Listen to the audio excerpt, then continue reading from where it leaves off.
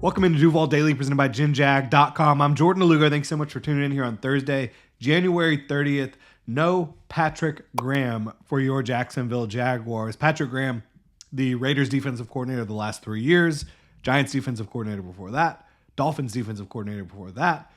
He is staying with the Las Vegas Raiders. He's going to be working under Pete Carroll over there. Pete Carroll's their new head coach, which is that's a lot of fun. I think that's going to be an interesting fit. And Patrick Graham is sticking with the Las Vegas Raiders after, having 2 interviews for Jaguars head coach, an interview for Jaguars defensive coordinator. Kind of felt like that might be the direction that they were going to go, the Jaguars. But whether Patrick Graham decided to stay with the Raiders, whether he wanted to work for the Jaguars and the Jaguars decided that they wanted to look in a different direction, Patrick Graham's staying with the Raiders. So you're not getting Patrick Graham.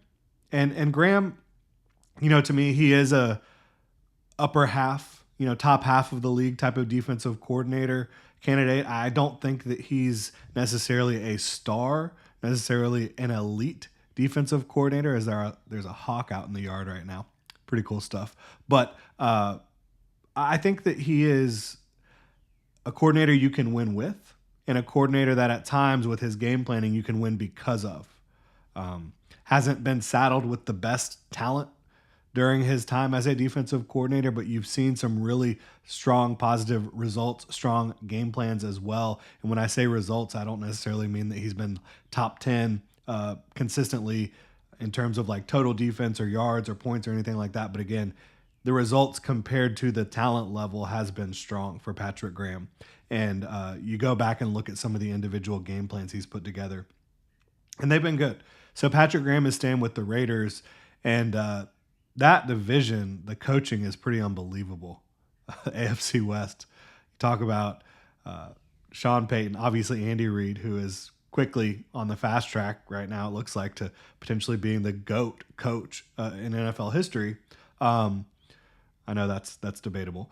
But Andy Reid, Sean Payton, Jim Harbaugh, Pete Carroll, that's incredible. Incredible bunch of coaches out there.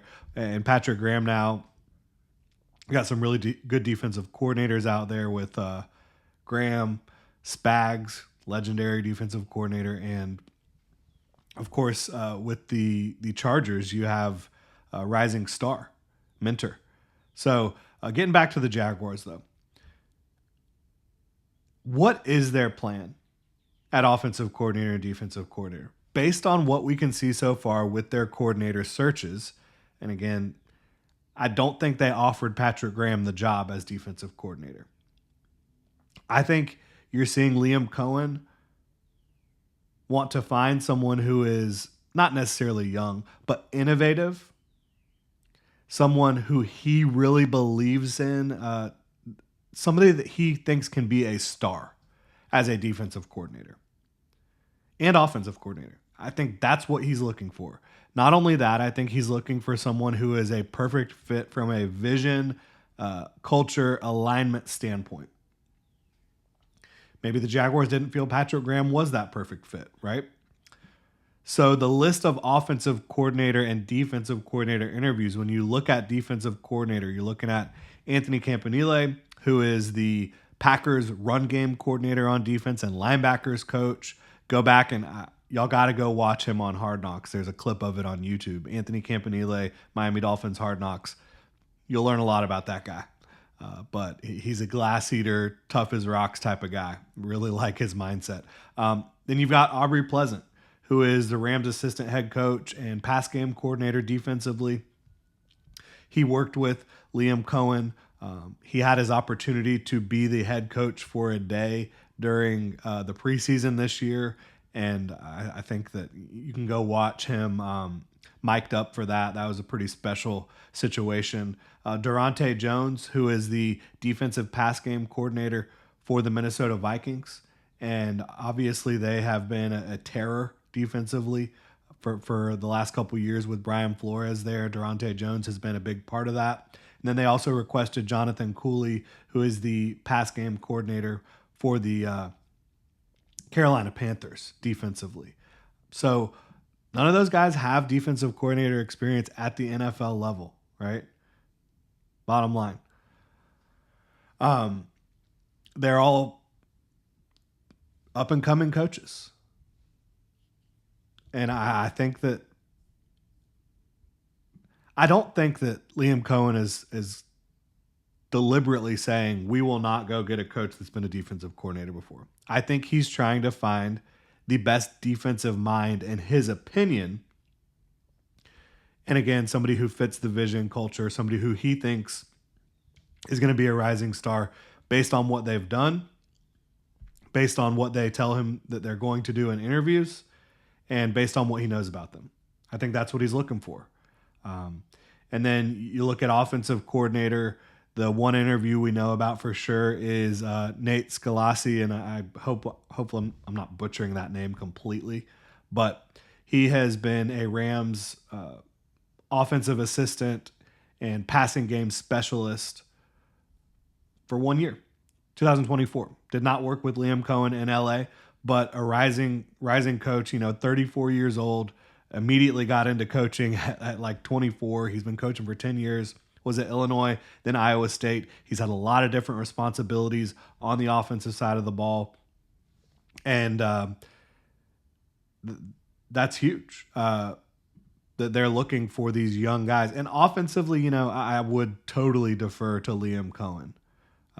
Because Liam Cohen's going to be calling plays. So he just needs someone who he feels can kind of be his second in command, his lieutenant, his top guy. And then they also did interview yesterday, Tavita Pritchard, who is the Washington Commanders quarterbacks coach. Really interesting about him. At Stanford, he was a backup quarterback, ended up being Andrew Luck's backup, and then ended up being a coach for Andrew Luck, and then ended up, right after his playing career, coached for Stanford for a long time, and then he went to Washington in 2023 under Eric Bieniemy as the offensive coordinator, and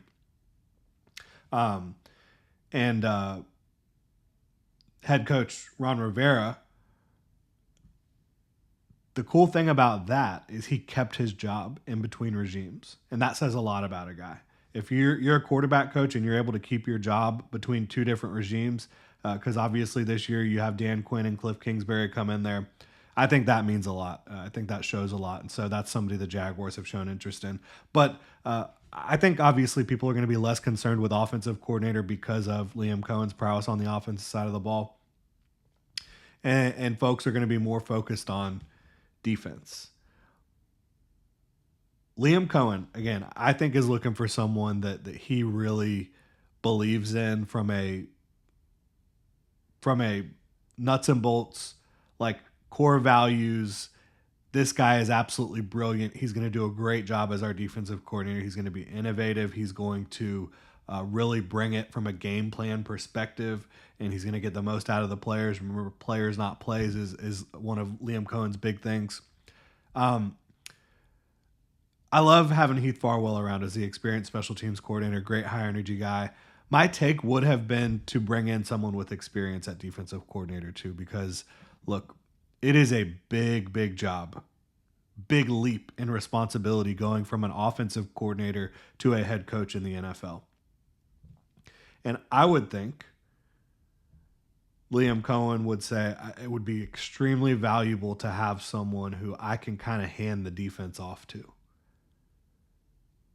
But if Liam Cohen's right and he is kind of overseeing this entire operation and he's able to nail the defensive coordinator hire, he's able to nail offensive coordinator and the rest of the staff, and then get a general manager who can scout and identify talent and work with what he wants, it could be a beautiful situation.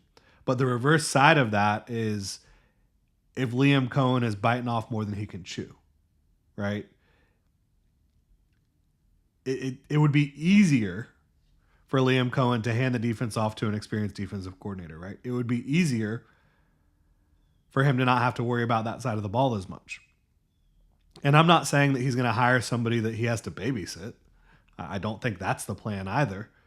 But I think that he's trying to hire someone that he really feels like he can vibe with. And I don't think he's going to be hands off with the defense. I think he's going to try to have a lot of his ideas on that side of the ball as well, based on what we're seeing so far.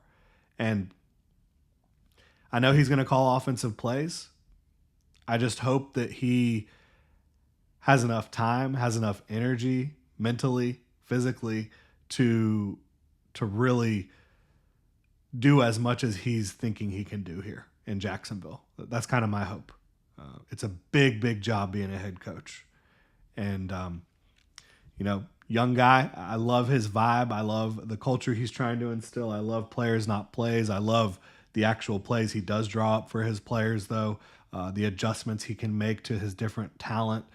You've seen a lot of that throughout his young career in the NFL.